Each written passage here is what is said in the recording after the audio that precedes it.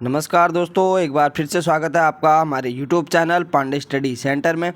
आशा करता हूँ आप लोग सब स्वस्थ होंगे, अच्छे होंगे, अच्छी आपकी स्टडी चल रही होगी।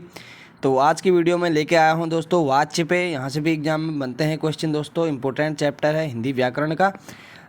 इससे पहले मैंने कल काल का चैप्टर आपको कराया है। अगर आपने वो वीडियो नहीं देखी है तो प्लेलिस्ट में आके ज़रूर से आप वॉच करें उन वीडियो को, ठीक है। अदरवाइज़ मैं डिस्क्रिप्शन में भी लिंक दे दूंगा वीडियो का, आप ज़रूर से उसको वॉच करें, ठीक है।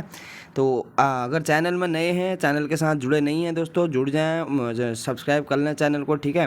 तो आज की वीडियो वाच्य पे रहेगी। वाच्य का देखते हैं क्या अर्थ होता है, क्या इसकी डेफिनेशन होती है और क्या क्या यहाँ से क्वेश्चन एग्जाम में पूछे जाते हैं दोस्तों, ठीक है। तो ये देखेंगे वाच्य का अर्थ क्या होता है दोस्तों। बोलने का विषय होता है वाच्य। वाच्य क्रिया का वह रूप होता है जिसमें हमें यह पता चलता है कि वाच्य में कर्ता, कर्म या भाव में किसी एक की प्रधानता होती है, ठीक है। ये कह रहा है कर्ता होगा या कर्म या भाव में किसी एक की प्रधानता होती है।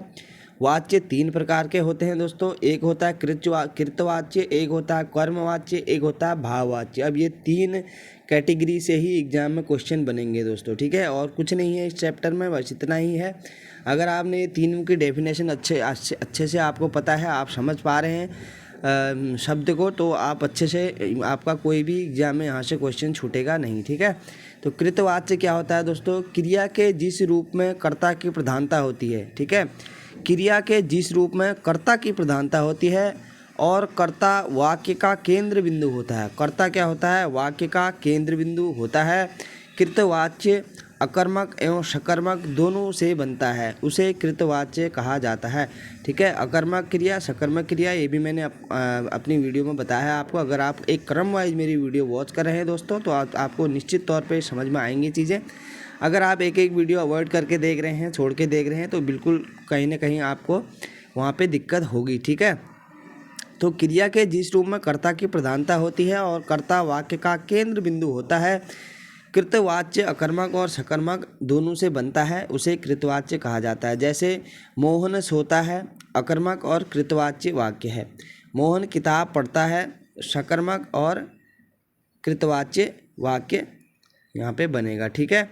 अगला है कर्मवाच्य। ये तो क्रिया से बनता है, ठीक है। कृतवाच्य में क्या होगा, कर्ता की प्रधानता होती है। कर्ता यानी कि मोहन, मोहन कर रहा है यहाँ पे ना, मोहन सोता है और मोहन किताब पढ़ता है, तो क्या होगा यहाँ पे हमेशा कर्ता की प्रधानता ज़्यादा होगी, ठीक है। कर्ता क्या है, मोहन है, तो मोहन की प्रधानता यहाँ पे ज़्यादा होगी कृतवाच्य में, ठीक है, ध्यान रखना है। दूसरा है हमारा कर्मवाच्य। कर्मवाच्य में हमेशा क्या होगी, कर्म की प्रधानता ज़्यादा होगी। क्रिया के जिस रूप में कर्म की प्रधानता होती है और वाक्य का केंद्र बिंदु कर्म होता है, उसे कर्मवाच्य कहते हैं। कर्मवाच्य केवल सकर्मक क्रिया से बनता है, अकर्मक क्रिया से नहीं, ठीक है। तो सकर्मक क्रिया से बनता है, अकर्मक क्रिया से नहीं बनता है। इन वाक्यों में प्रायः कर्ता के बाद से या द्वारा आता है, यानी कि से या द्वारा, अगर कर्ता के बाद से या द्वारा आता है तो उसे कृतवाच्य कहा जाएगा। जैसे देखते हैं, चिड़िया उड़ रही है, रीता से पत्र लिखा जाता है, से आ रहा है ना यहाँ पे, और चिड़िया उड़ रही है, तो क्या होगा, चिड़िया क्या है यहाँ पे, कर्म है, नहीं, यहाँ पे क्या है, उड़ना क्या है, एक क्रिया है। रीता से पत्र लिखा जाता है, ठीक है।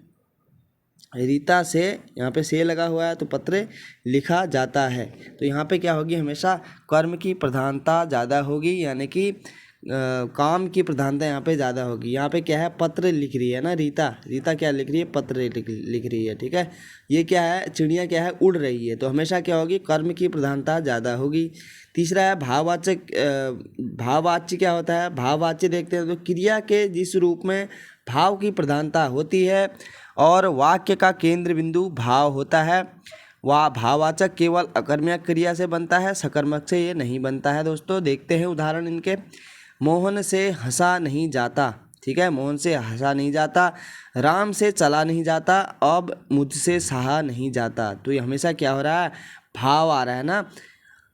हंसना क्या है, एक भाव प्रकट हो रहा है, चलना क्या है, भाव प्रकट हो रहा है, सहना क्या है, एक भाव का यहाँ पे भाव की प्रधानता यहाँ पे ज़्यादा हो रही है, तो क्या बनेगा, भाववाच्य बनेगा।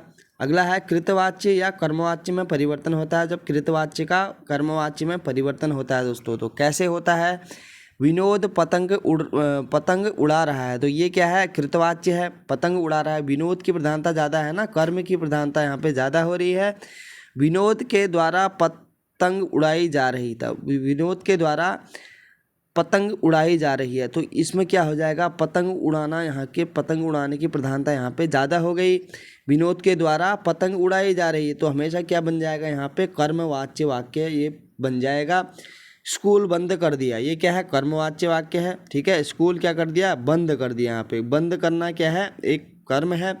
स्कूल बंद करा दिया गया, तो करा दिया गया क्या हो जाएगा, यहाँ पे एक स्कूल बंद कर दिया गया, तो ये क्रिया हो रही है, यहाँ पे कृतवाच्य हो जाएगा। स्कूल बंद करा दिया गया, तो यहाँ पे क्या हो गया, ये बन गया कर्मवाच्य वाक्य, ठीक है। अगला है कृतवाच्य से भाववाच्य कैसे बनता है। कृतवाच्य से भाववाच्य देखेंगे, मोहन नहीं हंसता है, ठीक है, मोहन नहीं हंसता है। कृतवाच्य में हमने देखा कि क्या होती है, कृतवाच्य में हमने देखा था दोस्तों, यहाँ पे कृतवाच्य जो है कर्ता की प्रधानता क्या होती है, ज़्यादा होती है यहाँ पे, ठीक है, कृतवाच्य में। तो कृतवाच्य से भाववाच्य में परिवर्तन होगा तो क्या होगा, यहाँ पे मोहन की यहाँ पे प्रधानता ज़्यादा होगी, क्योंकि ये क्या है, कर्ता है, कर्ता की प्रधानता। मोहन नहीं हंसता है, सोहन गाता है, कौन गाता है, तो सोहन गाता है, कर्म हो रही है, यहाँ पे क्रिया हो रही है। जब भाववाचक बनेगा तो मोहन से हंसा नहीं जाता, ठीक है, हंसना क्या है, एक भाव है। सोहन से गाया नहीं जाता, गाना यहाँ पे एक भाव प्रकट करेगा, तो हमेशा क्या बन जाएगा, ये भाववाच्य में इसका परिवर्तन हो जाएगा दोस्तों, ठीक है। तो इतने 4 ही भेद हैं इसके। अगर आपने अच्छे से रिवाइज कर लिया, दो बार वीडियो को अच्छे से देख लेना। अगर आप लिख रहे हैं या स्क्रीनशॉट ले रहे हैं तो बहुत अच्छी बात है दोस्तों, आपको चीज़ें याद रहेंगी, ठीक है। अगला ये, अब ये कुछ इंपॉर्टेंट क्वेश्चन दिए गए हैं इसमें, तो वह उनको देखते हैं दोस्तों, ठीक है। इंपॉर्टेंट क्वेश्चन देखेंगे तो मरम वचन सब सीता बोला पंक्ति का प्रयोग हुआ है, तो कैसे हुआ, मरम वचन सब सीता बोला, तो इसमें क्या हुआ है दोस्तों, इसमें भाववाच्य का प्रयोग हुआ है, ठीक है, भाववाच्य का इसमें क्या हुआ है, प्रयोग हुआ है। मरम बचम बचन जब सीता बोला, ठीक है। अगला है नेक्स्ट क्वेश्चन, मोहन से चला नहीं जाता, वाक्य में कौन सा वाच्य है, तो मोहन से चला नहीं जाता, तो इसमें क्या होगा, हमेशा दोस्तों इसमें होगा भाववाच्य, ठीक है, चलना भाववाच्य, ये क्या हो रहा है, कृतवाच्य से भाववाच्य बना है ये, ठीक है। अगला है राम रोटी नहीं खाता, इस वाक्य में कर्मवाच्य रूप है, तो कर्मवाच्य रूप है इसमें देखना, राम ने रोटी खाई, तो राम ने क्या खाई, रोटी खाई, राम से रोटी खाए जाते हैं, राम से रोटी नहीं खाई जाती है, राम रोटी नहीं खाता है, इस वाक्य का कर्मवाच्य रूप बनाना है हमें, ठीक है, कर्मवाच्य, राम रोटी नहीं खाता है, राम से रोटी नहीं खाई जाती है, तो ये इसका सही आंसर हो जाएगा दोस्तों, ऑप्शन नंबर सी हमारा राइट आंसर होगा। आगे है, निम्न में से कौन सा वाक्य कर्मवाच्य है, इसमें कर्मवाच्य देखना है। पक्षी आकाश में उड़ते हैं, गाय से दूध लिया जाता है, ममता के द्वारा पुस्तक पढ़ी गई, सिपाही द्वारा चोर पकड़ा गया, तो इसमें कर्मवाच्य होगा दोस्तों हमारा पक्षी आकाश में उड़ते हैं। पक्षी कहाँ उड़ते हैं, तो आकाश में उड़ते हैं, तो इसका सही आंसर होगा हमारा पक्षी आकाश में उड़ते हैं, ठीक है। अगला क्वेश्चन देखेंगे, वाच्य कितने प्रकार के होते हैं, तो अभी हमने बताया कि वाच्य कितने प्रकार के होते हैं दोस्तों, तो वाक्य 3 प्रकार के होते हैं, ठीक है। अगला है कृतवाच्य, 3 प्रकार के, एक कृतवाच्य, एक भाववाच्य, एक कर्मवाच्य।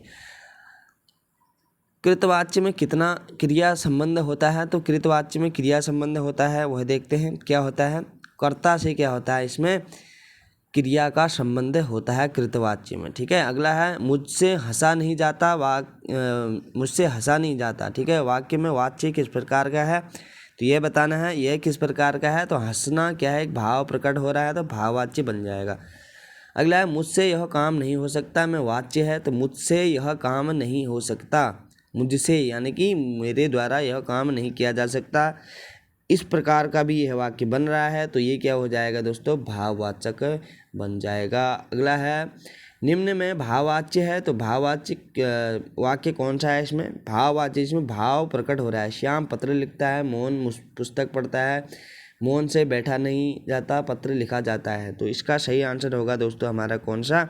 इसका होगा हमारा मोहन से बैठा नहीं जाता है। अगला है, जिस वाक्य में कर्म के अनुसार क्रिया में परिवर्तन होता है उसे उस वाक्य को क्या कहा जाता है? जिस वाक्य में कर्म के अनुसार क्रिया में परिवर्तन होता है तो उसे कहा जाता है दोस्तों हमारा कौन सा वाक्य? इसको कहा जाएगा हमारा कर्मवाच्य वाक्य। ठीक है। अगला है, लेख लिखा गया। वाक्य की पहचान करनी है, तो लेख लिखा गया भाववाच्य है, कृतवाच्य है, कर्मवाच्य है या इनमें से कोई नहीं है, तो यह बताना है। तो इसका आंसर होगा हमारा कर्मवाच्य। ठीक है। लेख लिखा जाता है, तो लेख लिखना क्या हो रहा है? एक काम की बात होती है, कर्म की बात यहाँ पे हो रही है। ठीक है। अगला है, मुझसे खाया नहीं जाता। इस वाक्य की पहचान करनी है यहाँ पे।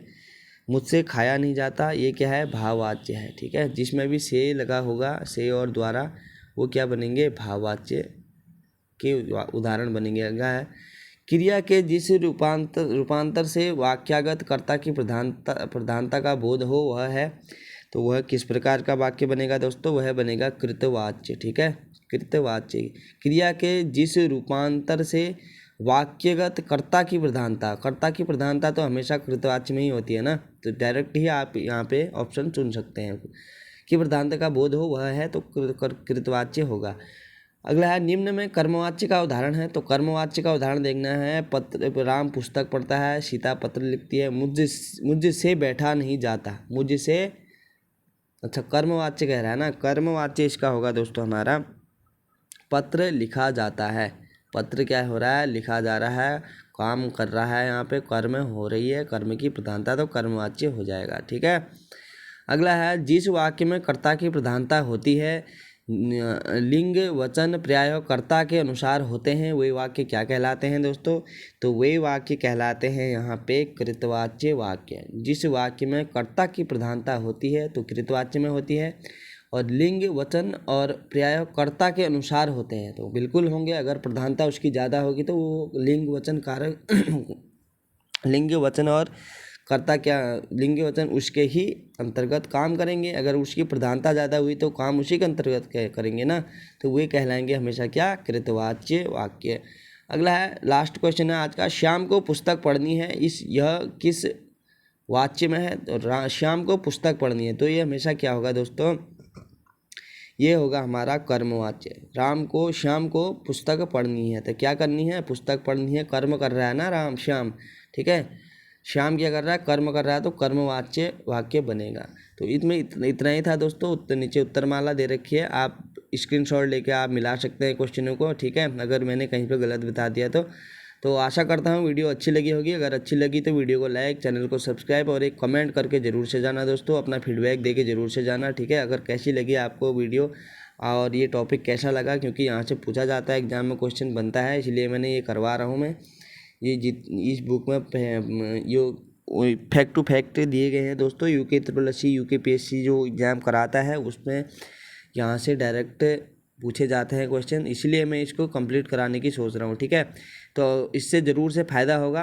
तो मिलते हैं अगली वीडियो में दोस्तों, तब तक के लिए अपना ध्यान रखें। धन्यवाद।